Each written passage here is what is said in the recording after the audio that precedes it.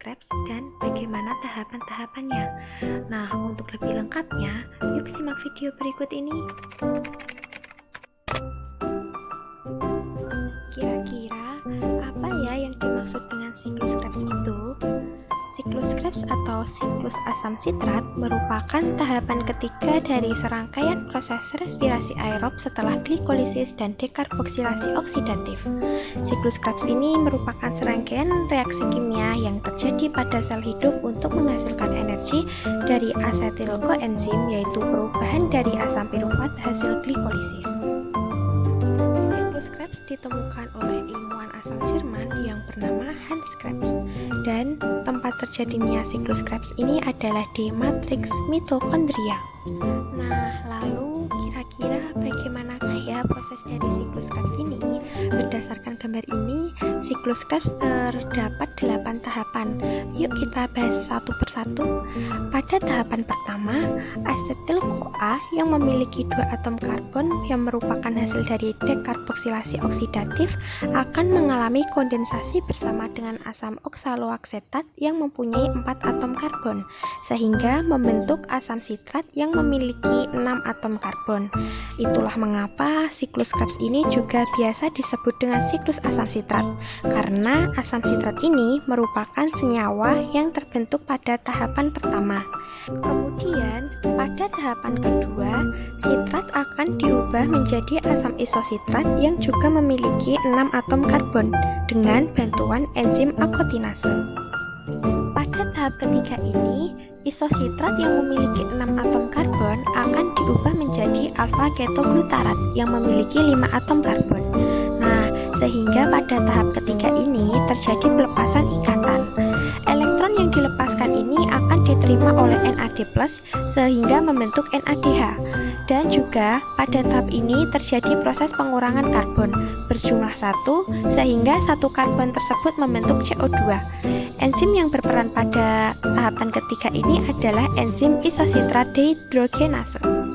Pada tahap keempat ini, alfa-ketoglutarat yang memiliki 5 atom karbon diubah menjadi suksinil koenzim A yang memiliki 4 atom karbon, sehingga pada tahap ini juga terjadi pelepasan 1 karbon. Nah, 1 karbon tersebut akan membentuk molekul CO2. Pada tahap ini juga terjadi reduksi NAD+, sehingga membentuk NADH.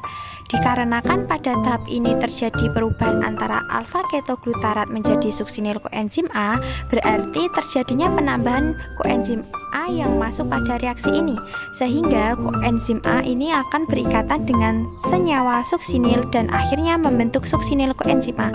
Enzim yang berperan pada tahap ini adalah alfa-ketoglutarat dehidrogenase. Pada tahapan kelima, suksinil koenzim A yang memiliki 4 atom karbon akan diubah menjadi suksinat yang memiliki 4 atom karbon juga. Pada tahap ini terdapat beberapa reaksi, yaitu fosfat inorganik akan berperan sebagai pemutus ikatan koenzim A pada suksinil. Fosfat inorganik ini akan berikatan dengan GDP membentuk GTP. Akan tetapi dalam beberapa sel, fosfat yang membentuk GTP akan ditransfer ke ADP sehingga membentuk ATP. GTP dan ATP memiliki energi yang sama.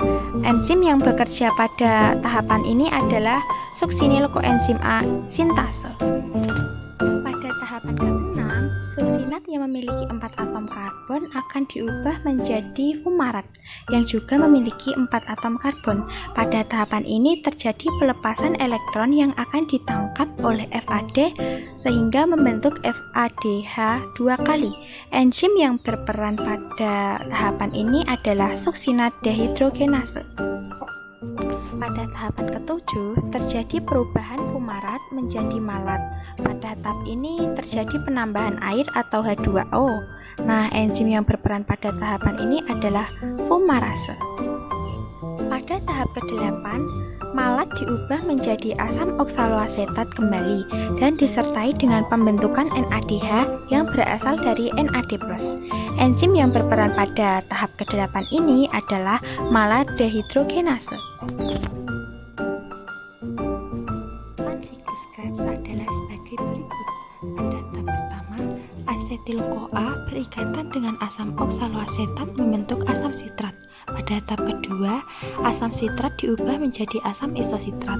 Pada tahap ketiga, asam isositrat diubah menjadi asam alfa-ketoglutarat dengan adanya reaksi pelepasan CO2 dan pembentukan NADH. Pada tahap keempat, asam alfa-ketoglutarat diubah menjadi suksinil-CoA dengan adanya reaksi pelepasan CO2 dan pembentukan NADH. Pada tahap kelima, suksinil-CoA diubah menjadi asam suksinat menghasilkan GTP. Nah, GTP diubah menjadi ATP.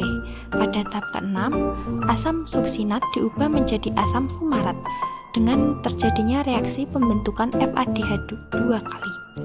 Pada tahap ketujuh, asam fumarat ditambah air berubah menjadi asam malat. Pada tahap yang terakhir, asam malat diubah menjadi asam oksaloasetat kembali dengan adanya pembentukan NADH yang berasal dari NAD+.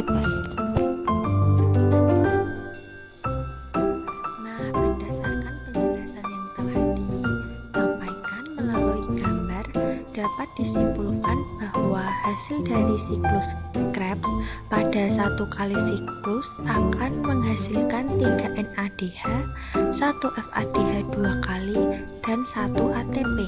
Akan tetapi, pada dekarboksilasi oksidatif menghasilkan 2 asetil-CoA.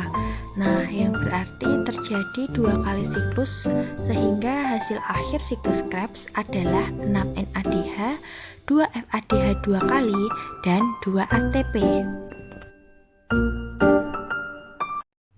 Sekian penjelasan mengenai tahapan-tahapan siklus Krebs. Terima kasih.